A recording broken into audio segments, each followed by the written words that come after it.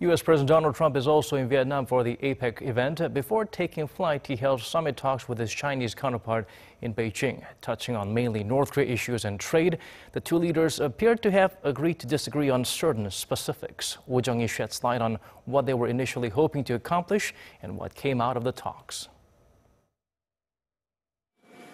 The heads of the world's two largest powers wrapped up their three-day get-together on Friday morning after talks dominated by North Korea and bilateral trade.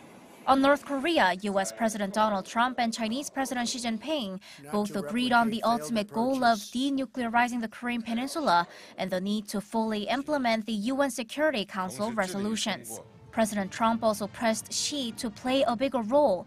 He stated that his Chinese counterpart could solve the North Korea issue, quote, very easily and quickly, and urged Beijing to cut off all financial links with Pyongyang. But experts say the two sides went just as far to reconfirm their differences. China has been, in a way, participating in international sanctions against the North. So Xi expressed that Beijing agrees to denuclearizing the Korean peninsula in a wide perspective, but still goes for dialogue and negotiation. Meanwhile, Trump has been saying that sanctions and economic pressure come first and lead to dialogue. On the economic front, President Trump has been vocal in reducing America's trade deficit with China, which is estimated to be as high as $500 billion a year. But experts say there have been no practical measures made on that. A huge-scale business gift from China, commercial contracts and two-way investment deals worth over $250 billion put an end to trade discussions for Trump. Trump's initial goal was to reduce the trade deficit, and China defended itself very well against the US.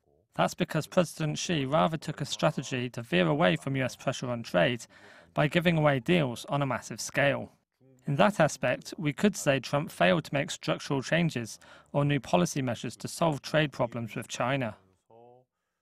The experts also assess that President Xi succeeded in portraying himself and Trump as leaders of unequal status, stressing that China and the U.S. share common interests and responsibilities as the two largest economies. Jung-hee, Arirang News.